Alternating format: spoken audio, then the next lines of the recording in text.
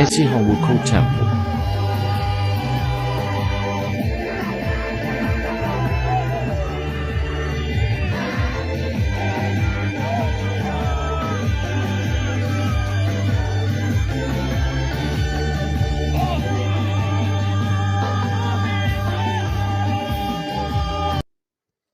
Ngibingelele kwabenkosi.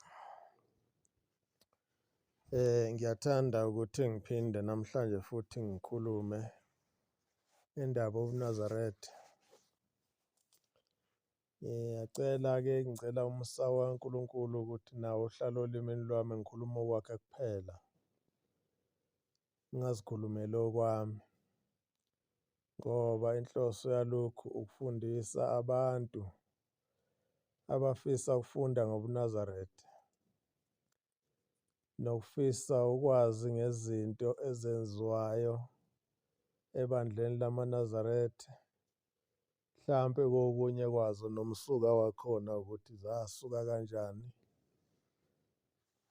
zime kanjani. Njengoba ngike ngisho ukuthi i-disclaimer ngiyefisa ukuyenza ukuthi inhloso yami ukufundisa akikho ukushumayela. Uma ufundisa-ke ngobuNazaretha usuke ufundisa ngobuNazaretha obuyikho. Kuye kwenzeke ekufundiseni kwakho kube khona okufundisayo okuyiqiniso kodwa mhlampe seliguquliwe eselenziwa ngenye indlela. Mina-ke okwami ukukhuluma okwafundiswa uShembe. Ongafundiswanga uShembe anginakukhuluma ukuthi sekuguqukile ini yami. Ngoba uNkulunkulu wathi yena akaguquki uma engunaphakade.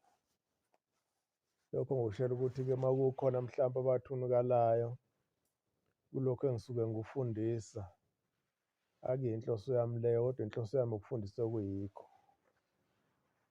Ukuthi okuyikho ebuNazaretheni kwenziwa kanjani noma kuyini kuqondeni.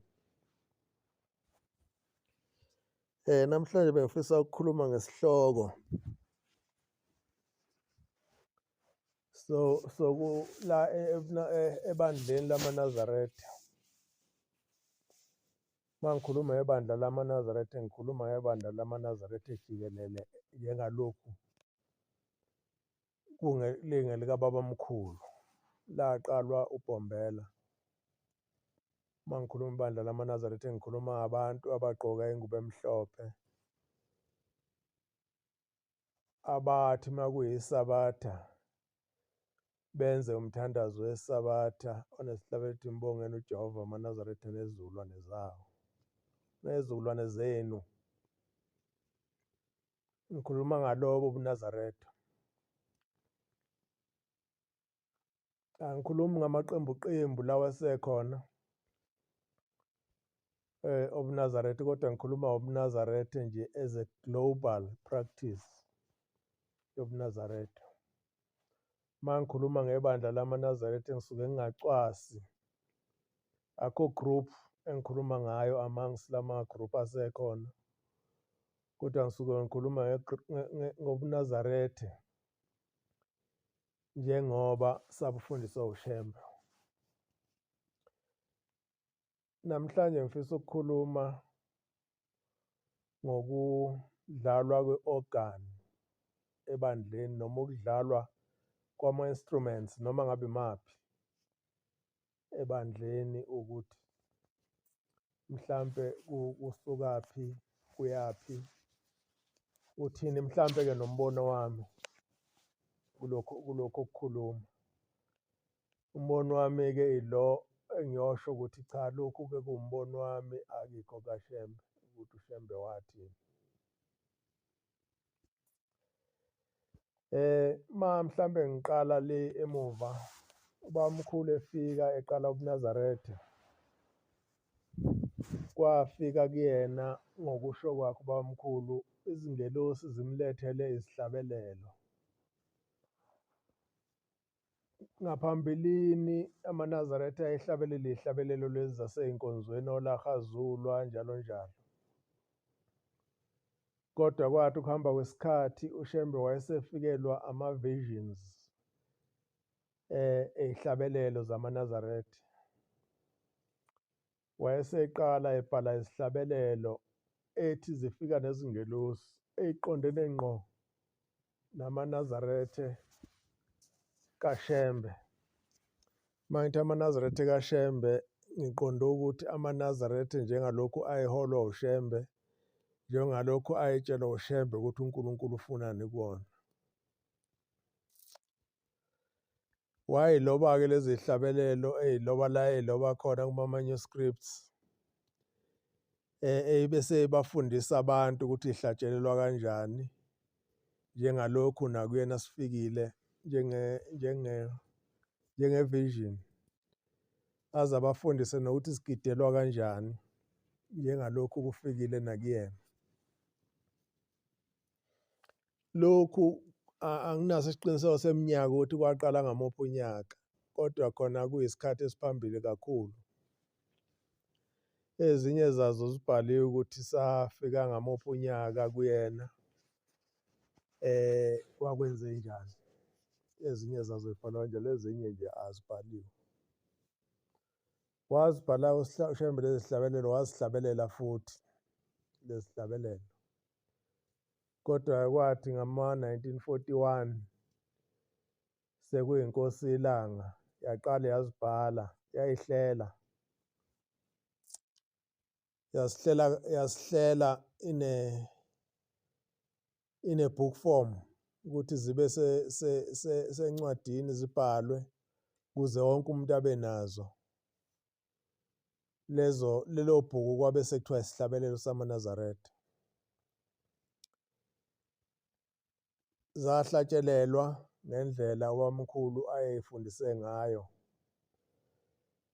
Nangesikhathi inkosi iLanga isibhala ngazo, yabhala yasibhala ukuthi lezi hlabelelo y'misele ukuhlatshelelwa uma kuyinkonzo noma kuyimigidi yamaNazaretha. Zibhaliwe ikhondishini okufanele zihlatshelelwe ngaphansi kwayo. Lezi hlatshelelo mayihlabelelo hlabelelo, nawe uma uwumNazaretha wangena emanzini wabhajadiswa, uyuzwa into lesihlabelelo akise lasala emhlabeni, uzwa egazini. Yabona uma esihola umuntu osiholayo isihlabelelo, uzwa kuhlasimula igazi, uzwa kuhlasimula igazi, ungenwa umoya walesi sihlabelelo esihlatshelelwayo uma sihlatshelelwa umuntu osihlabelela kahle, okukhombisa ukuthi lesi sihlabelelo akuyise sala emhlabeni esasezulwini.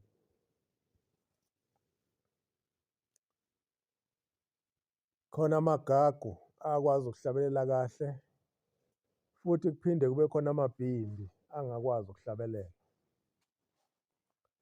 Azihlabelela kabi lezi hlabelelo, uzwe into eyi waze wasihlabelela kabi umuntu isihlabelelo sikaShembe. Zihlatsheleliwe lezi hlabelelo kuthe mase kuhambe ilanga inyanga yezulu ehola ibandla. Ngicabanga ukuthi kwase kula kuma-80s, 84, 85 lapho nje, kuma-80s kodwa khona. Yayisiqala inyanga yezulu ya-introduce-a i-organ, not i-organ, kwakuwupiyano. Yathi inyanga yezulu ngesikhathi i-introduce-a lesi lokhuzana, yathi amaNazaretha ayabhimba. Inyanga yezulu-ke yayi-chorister. I-chorister umhlabeleli, umculi. Inyanga yezulu yayimculi, futhi yayidlala i-violin, instrument eyayikwazi ukuyidlala ngokuzwa kwethu. Yayidlala i-violin. Ngisho e-university eFort Hare yayidlala i-violin.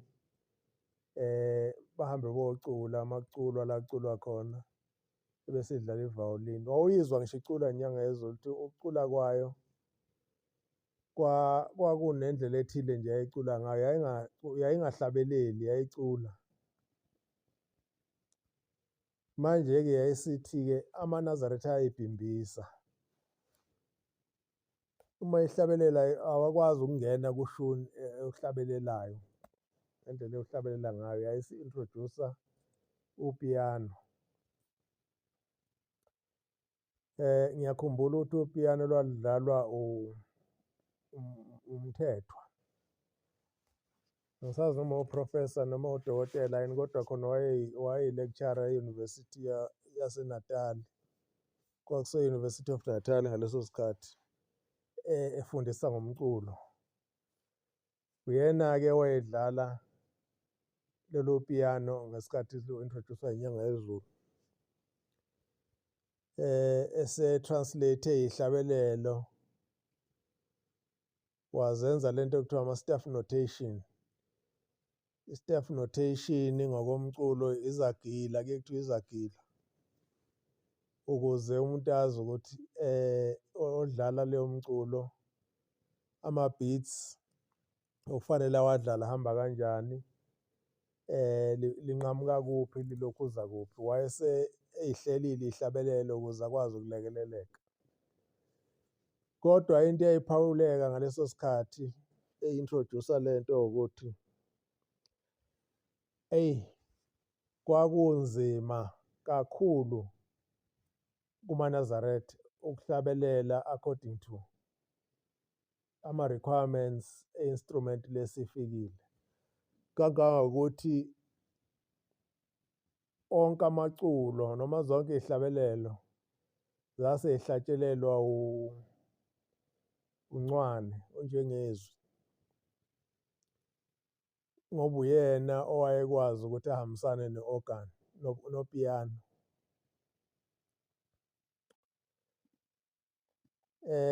Angikusho nje ukuthi impela hhayi akubanga mnandi esontweni ngaleso sikhathi, ngoba le-element engiyishoyo ukuthi uma umuntu ehlabelela lento isukumisa imbongi zibongele, yalahleka ngesikhathi sekufika i-organ, upiyano.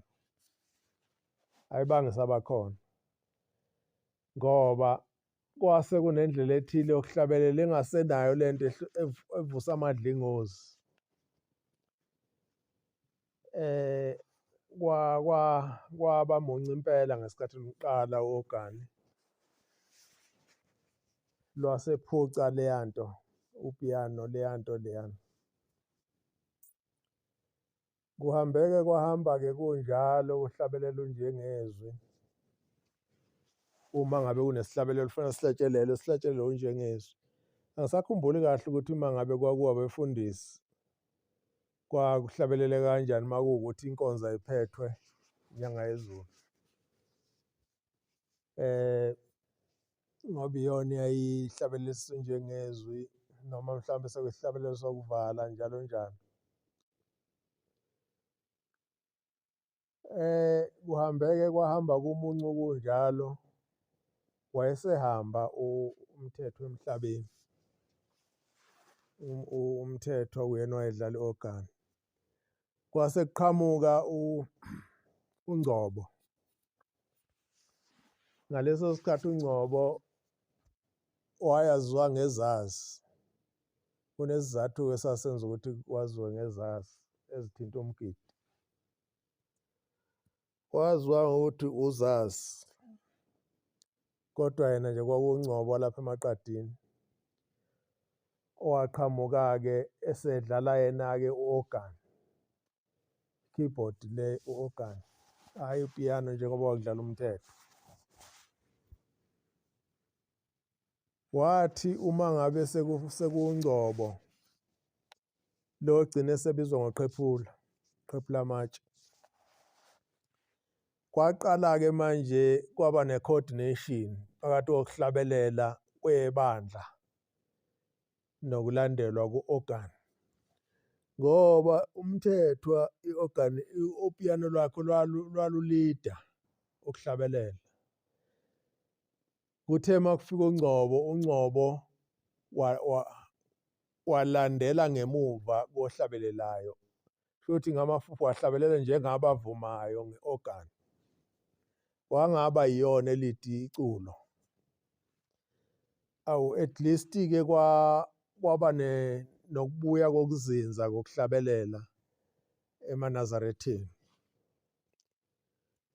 Kwabuya kwazinza ukuhlabelela, wakwazi ukuthi noma ubani ayiqalela isihlabelelo ebese uNgcobo emlandela ngemuva lowo muntu avume kanye nebandla, evume ngo-organ. At least-ke kwase kubuye noma ingabuyanga leya nto yamadlingozi, kodwa akufananga ngoba nje mangingasho ukuthi ngesikhathi sekucula lento le-organ zancipha imbongi yokubongela amakuhlatshelelwa, ngoba kusho ukuthi nazo amadlingozi aphela kuzo. Ngiyakhumbula nje kwakukhona ubaba uBiyela wayibongela kamnandi wangapha oyayo eShowe. Wayibongela kamnandi loya baba amakuhlatshelelwa. Wawuzizwa nawe impela ukuthi sukuma ugide uma esebongela isihlabelelo. So uhambeke uNgcobo ehamba kanjalo elivumela iculo. Naye ngezizathu ey'thile wagcina eyekile kwase kungena umjidi. Angisazi noma umjidi noma umjidi wakwaMadlala. Naye wafike futhi wafaka elakhe ikhono, kodwa ikhono alifaka futhi naye alizange kube yileli lokuthi i-organ elide. Kwase kuyi-organ engase ipiyano, i-organ elide iculo. Kodwa kwaba ukuthi iyalivumisa, iyavuma. Engicabanga ukuthi lokho okwakukhulunywa inyanga yezulu ukuthi ifise engathi ibandla malivuma livumela oholayo, ohola isihlabelelo, kube naleyo rhythm yemelodi. Imelodi yakhona ibe ndlela thizeni njengoba kuvuma i-organ. Ngicabanga ukuthi ilapho kwase kufike khona-ke esimeni sokuthi-ke ikwazi ukuthi-ke ibe ne-coordination between ibandla noqala isihlabelelo njalo njalo. Well-ke angikhulumi-ke ngalokho osekukhona manje, ngoba u-organ ngaleso sikhathi beluye lihlatshelele, beluye lisebenze la kukhona uShembe khona kuphela. Belingasetshenziswa emathempelini up to 2011. Emva kwa-2011-ke hhayi-ke lube selusebenziswa emathempelini-ke sekuyilento okuyiyona engingafuni ukukhuluma ngayo. Kodwa mhlampe ngizoyithinta uma ngabe sekufika isikhathi sakhona ukuthi ngiyithinte ukuthi kusahamba ngakho yini lokhu inyanga yezulu eyikhuluma ngakho. Engifuna ukusho-ke ukuthi ngiphendule umbuzo ukuthi kungabe kulungile yini aManazarete ehlabelele asebenzise i-organ esontweni noma any instrument? Ngabe kuyisono yini lokho? Noma uShembe umqali wendlela akakusebenzisanga ngoba engafunini ukuthi kusetshenziswe ebandleni ama-instruments? Ngizoqala ngithi ngesikhathi sikabamkhulu zayingekho lezi iy'mfijolo ey'khona manje emhlabeni. U-organ nje nginesiqiniseko sokuthi lwalungekho. Why ngithi nginesiqiniseko? Ngisho ngoba nasemabandleni lawa obuKristu zazingekho ayengashawa la malokhuzana lama-organ. Ikakhulukazi-ke ngaleziya y'khathi kwakuse amabandla lawa ama-missionaries, oLuthela, oWeseli, oRoma nobani bani, ababecula ngendlela ethize yayingavumeli ukuthi mhlawumbe babe ngadlali u-organ. Ayicula sasilathini nje. So ayingadlalwa ama-organ. Kanjalo ngesikhathi senkosi yelanga angikholwa ukuthi ayekhona ama-organ. Izinto ey'ningi ezitheknoloji ziqale late kuma-70s, late mhlambe kula early 80s, koma-70s, late 70s up to early 80s. Lapho kuqale khona izinto lezi ze-technology njengabo-organ noba nevijoli namacilongo lokho sekudlalwa manje. Kwakungekho. Manje asazi noma uShembe, ngoba uShembe akaze esho lutho ngakho ukuthi kusetshenziswe noma kungasetshenziswa. Akaze asho lutho. Akaze asho ukuthi kuyisono ukusebenzisa. Futhi akaze asho ukuthi kuvumelekile ukuthi kusebenze ebandleni lamaNazaretha. So-ke ubabamkhulu nenkosi yelanga awukwazi ukuyifaka in that debate ngoba ngisho emabandleni obuKristu njengoba ngisho ayengekho lama-organ. Ama-keyboard nje ayingadlalwa enkonzweni lezi zamaKristu. Ama-organ ey'nkonzweni zamaKristu aqale sekukhona lamasonto amatende. Lawe sekuthiwa ama-charismatic. Lamasonto aseyibhizinisi. Lamasonto angasekho formal. Sewukuthi noma ubani nje usengayisungulela isonto lakhe ngenhloso yokuthi limondle. Bese-ke edlala lezi zinto ngenhloso yoku-attract abantu. Ukuthi abantu abazizwe kukhona into ebakitazayo ebenza bakuthanda ukuze esontweni. Iloyo inhloso yama-organ nama-instruments. So uma ngabe sekufika inyanga yezulu isi-introduce lezi zinto, introduce vele into esikhona emhlabeni. Kodwa uku-introduce kwayo yayi-introduce ine context yokuthi ifisa ukuthi ingashintshi ukuhlabelela kobuNazaretha. Kodwa iyenze ukuhlabelela kwamaNazaretha iharmony yakhona noma i-rhythm yakhona noma i-melody yakhona ibe homogeneous, ikwazi ukuba nokuhlangana.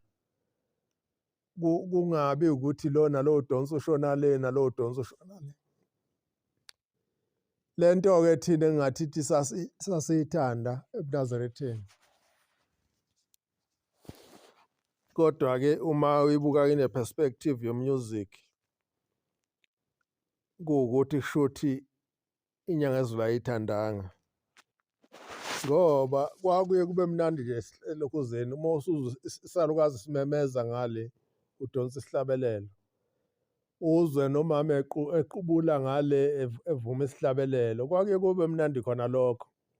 Kodwa kuthe mase kukhona u-organ-ke kwase kunyamalala lezo zinto ngoba organ kwase kuyindlela ethizeni isilicindezela lokho. Sesho ukuthi-ke yayi ifune kube ne-harmony ne-order.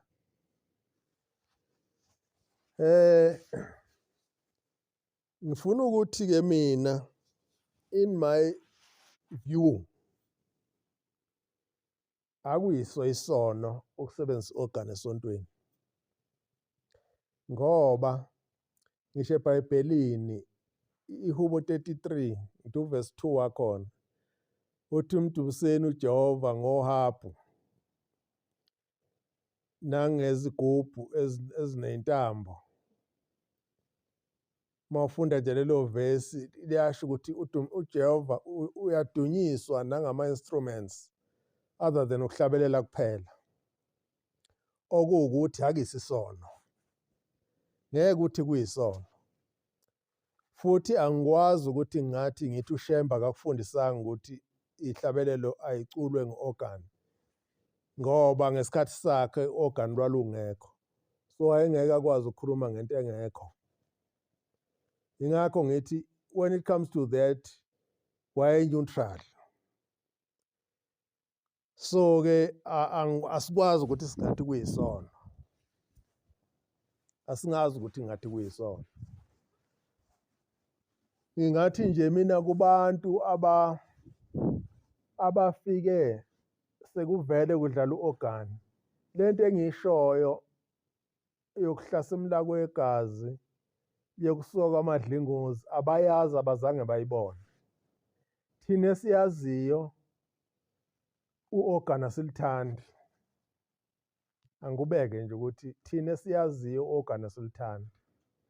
Siyafisa engathi ngaba lukho ebuNazaretheni ngoba lwakhipha i-connection between iculo, between isihlabelelo nabasihlabelelayo. Lwayikhipha leyo nto, leyo connection leyo. Kanti kwakuyinto emnandi ukuthi uma sihlatshelwe isihlabelelo uzwe amadlingozi, kangangokuthi nomyalezo wesihlabelelo njengoba sekucula u-organ, kokunye ugcina ungasawuzwa ngoba ugcina usulibele ukulalela i-organ. So umunyu esiwulethayo ugcina ungasawuzwa. Sekuwesi-ke manje njengoba u-organ selidansisa abantu emathempelini. That is worse. That is worse nje-ke sekuyiyona nto manje siyenze ngathi u-organ luyisinengiso ebuNazaretheni. Kanti ngokwesimo aluyiso uma ngabe lungeze ukuyishintsha indlela yokuhlabelela kobuNazaretha. Kangangokuthi lulungile u-organ nje uma luzoyihlabelelela lodwa, lungeze ukuhambisana mhlampe nebandla. Lulungile, lumnandi, lukhala nje kamnandi, angikusho ukuthi likhala kamnandi.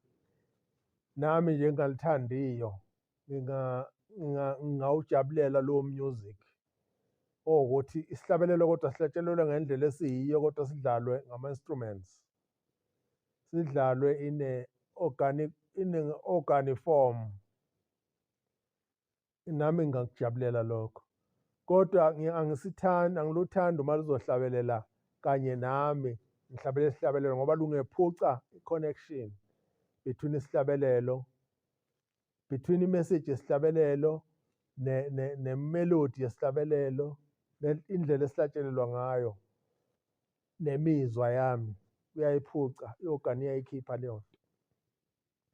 Yingakho ngithi kubantu abangayazi lento engiyishoyo kulukhona ukuyi-understand. Kodwa khona into ekhona esihlabelelweni eyiphuma esihlabelelweni ingene egazini kumuntu, ingene enhliziyweni kumuntu, imenze umuntu abe naleya nto yokuthi umnikazi wesihlabelelo ngesikhathi efika naso wayeqonda ukuthini kimi ngaso. So mina that's my take ukuthi nje mina angiluthandi uma luzohlabelelwa kanye nesihlabelelo esontweni, ngoba lugcina sekuyilona olumemezayo, abantu bagcine bengasezwakali, noma bezwakala sebezwakala nje njengamarobhothi. Kanti iculo lasebuNazaretheni liculwa ngendlela yokuthi wena lifika kanjani enhliziyweni yakho, lifika kanjani emoyeni wakho, lento eliyisusayo yamadlingozi liyisusa kanjani ukuze ukwazi ukuresponda kwisihlabelelo. Mina-ke nje ngomunye umuntu othandayo ukuhlabelela, ngiyakuthanda ukuhlabelela kakhulu. Uma nje umuntu isihlabelelo esihlabelela kahle, eyi, ngiye ngizwe ukuthi angiqaqamuke uma sengihlabelela. So-ke ngisho ukuthi-ke ngiye ngizwe abantu begxeka as if emaNazaretheni kwakunomthetho othi ngeke isebenze i-organ. Abayisebenzisayo benza isono. Cha. Akaze uShembe asho ukuthi ayingasebenzi futhi akaze asho ukuthi ayisebenze. Uma ngikhuluma ngoShembe ngikhuluma ngomqali wendlela okuyena owasungula leli bandla nenkosi iLanga okuyiyona eyabakhona ibandla lisahlangene. ngoba nenyanga yezulu ayithanga iqala nje yayiqala i-ogani kodwa ihambile iminyaka ethize yayisiqala nje later njengoba isikhona manje. Kodwa angivume ukuthi ngendlela esiyenziwa ngayo manje i-ogani isiye le yanto yasematendeni, sekubuye laba abantu basematendeni okukhalwa ngabo nasemabandleni. Emabandleni kuyakhalwa ngo-keyboard player, kuthi o-keyboard player bayathanda ukuthi go beyond i-limit. Uthola ukuthi kuyakhulunywa noma kuyathandazwa yena udlala i-keyboard. I-keyboard ayidlale kwi-background. Ikakhulu emabandleni-ke bathi-ke babaqasha o-keyboard player, bayakhokhelwa. Kuwumsebenzi kona ufika adlale kuleli bandla abuye aqede, maliqeda ayodlala kwelinye. Hhayi ukuthi lidlalwa ulokhuzana webandla. Manje-ke nala ebuNazaretheni sebekhona bagcwele, angazi noma bangamaNazaretha noma mhlampe basemsebenzini noma banjani. Kodwa khona nje the way sekwenziwa ngayo ngiyayibuka ngathi siphumile mina esandleni. Iyadinga ukuthi kube khona umuntu oyilawulayo laba abayisebenzisayo ukuze ingasilahli isidima sobuNazaretha nokuhlabelela. Ngoba leyo connection engiyishoyo is very important. Manje njengoba isisebenziswa nasemathempelini nje-ke la ongalawulekile khona ngoba lo mdanso usudanswa angikaze ngiwubone udanswa ey'ndaweni la kunoshembe khona. Ngiyengibona imvamisa yodansa emathempelini njengoba sibadansisa nje ama-ogani. Sukuma abantu badanse okuyikhona okuze kwabalinga abantu ukuthi bahlabelele izihlabelelo esebey'hlabelela ezingekho esihlabelelweni samaNazaretha. Well-ke anginokujaja-ke lapho ngoba I'm not in that environment. I'm not in that environment. I don't know noma i-approved noma is not approved. Kodwa-ke njengoba ngithe makukhulunywa ngamaNazaretha kusuke kukhulunywa ngathi sonke. Nathi siyesithole sesithinteka uma ngabe sekwenziwe izinto obona ukuthi hayi lezi-ke seyiphumile ngoba siyafisa sonke ngathi makukhulunywa ngamaNazaretha kube kukhulunywa ngento eyi-uniform oyithola noma ikuliphi ibandla kulelo esekhona amaNazaretha. Ngoba phela uShembe umthetho wakhe asifundisa wona ukuthi asengezi futhi kasinciphisi kulokhu asifundisa khona okuwumthetho kaNkulunkulu. So-ke i-principle noma i-bottom line engifuna ukuyisho la ukuthi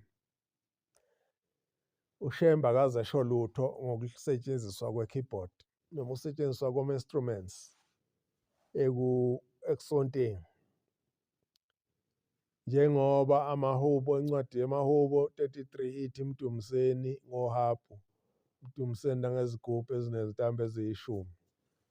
Angazi ukuthi inhlobo nesigubhu esiney'ntambo eziyishumi noma ishisigingci angazi. Kodwa lokho kusho ukuthi uNkulunkulu uyadunyiswa nangesigubhu, uyadunyiswa nangezinto ey'khalayo njengawo ama-ogani. Ngoba ngicabanga ukuthi mhlawumpe uhabhu kwakuyinto ethi ayincike lapho kulezi zinto ey'khalayo zamatwintwintwi. So okusho ukuthi lokho-ke akuyisisono ukukwenza. Noma uShembe engasho ngolutho kodwa uShembe ngeke ethi isono into uNkulunkulu angasho ukuthi iyisono. Ngamafuphi abakwenzayo abenzi isono. Uma ngabe bangakwenzi inefomu yokuthi kuze kube isono. Yenzeka into ithi ingayisisono kodwa ngendlela oyenza ngayo ibisiba yisono. Njengoba ngisho ukuthi sekuyisono uma sekudanswa ethempelini kaJehova. Sekuyisono lokho ngoba uNkulunkulu wasifundisa ukugida, asifundisa ukudansa.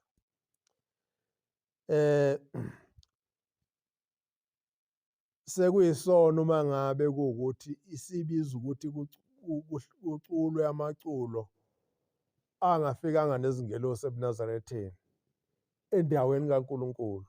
noma endaweni esithe kaNkulunkulu sekuyisono lokho.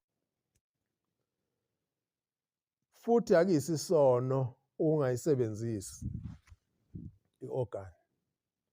Akukho la kuthiwa kuphoqelekile khona ukuthi njengoba ithi izwe imdumiseni ngesigubhu, alisho ukuthi kuphoqekile ukuthi uma ufuna ukumdumisa emdumise ngesigubhu.